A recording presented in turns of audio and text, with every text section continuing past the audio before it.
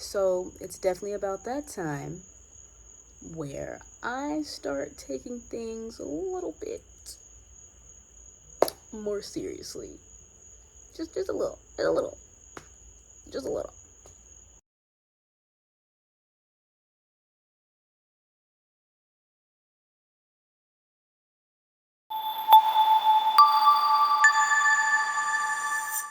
This video isn't gonna really be that long, but again, I've just been super into yapping sessions, like no script, just talking. And I have recently been in a very back and forth state, when it comes to being seen. So I kind of want to talk a little bit about that and the fear behind being seen and why that's so scary. Because as a neurodivergent person, being perceived is the last thing I would like, but at the same time, I know that if I want to be creative, I have to be seen in all my complexity, in all my humanness, in all my humanity. So if you're feeling that exact same way or have ever felt that way but kind of just stuffed it down and kind of just suppressed it, this is definitely for you because we're in the same boat. So when it comes to being seen and being in the forefront of things, it's very daunting, very scary, very so many eyes on me. But in reality, when you're first starting, nobody's watching you. Nobody is making any judgments. Nobody knows you yet. Nobody's really worried about what you're doing because that one video hasn't happened. And when people are like, it just takes one video for you to get noticed, one video for you to get. But since that hasn't happened yet, and eventually it will, the more you continue to post and the more you continue to be free in the realm of being seen, then eventually that'll happen. But I feel as if we as people often look at being seen from a big picture perspective. We think of it as people are going to judge me, my family's going to watch and they're not going to like it, my friends are going to watch and they're not going to like it or support me, strangers are going to watch it and they're going to think like all these kinds of things. But you got to remember that when you're starting out, nobody knows who you are. And that's the beauty of starting, because nobody knows who you are. And when people don't know who you are free to experiment. You're free to mess up. You're free to make mistakes. It's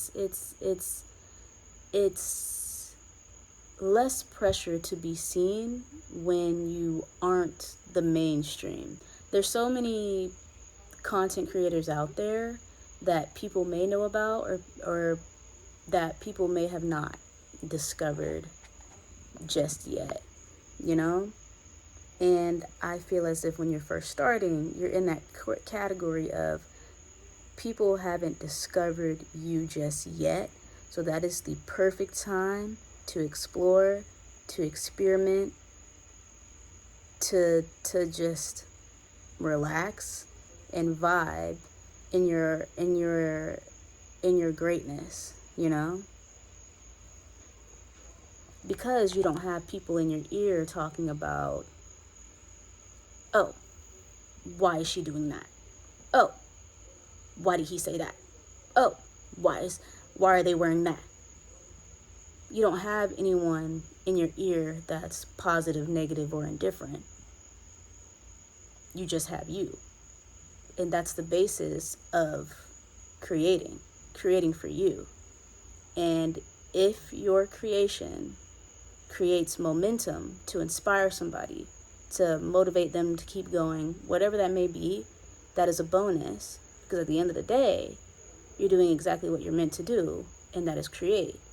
Because God created people to create beautiful things, to serve a greater purpose, whether that's to serve, to express, to create, to love, etc., etc., you know?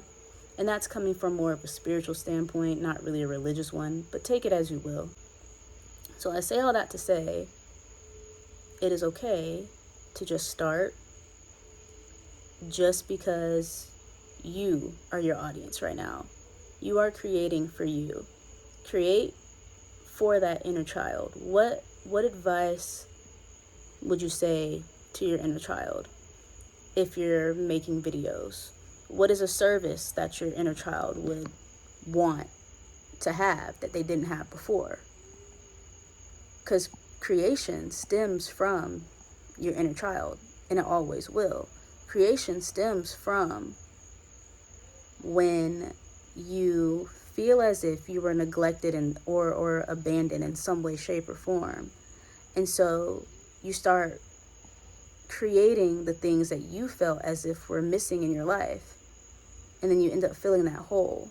And once that hole is fulfilled within you, then you are able to fill someone else's empty void that they may be holding on to, or it's really hard for them to get rid of, you know, whatever devices that they're using, or should I say vices that they're using, whether that's using relationships to escape, using drugs to escape, using social media to escape. Any form of escapism stems from a lack of tending to yourself. It stems from a lack of listening to your inner child. It stems from a lack of listening to your intuition at the end of the day. Because again, the purpose of creation is to create for you and from your heart. That's it. At least that's what I think. People may have different perspectives, but that's just something that is helping me come to terms with wanting to be seen. Because in reality, your family and your friends aren't really watching you like that. They're focused on what they got going on in their own lives. They're not focused on you as much as you want them to be, or as much as you don't want them to be. Because in reality, aren't you also focusing on what you've got going on too?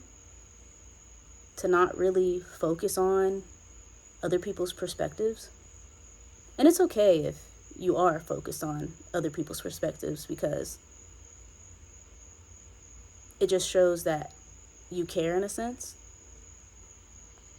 And there's nothing wrong with caring, but we get into a slippery slope when we begin to care way too much to the point where we are stunted, to the point where we're stunting our growth and downright shutting out our potential.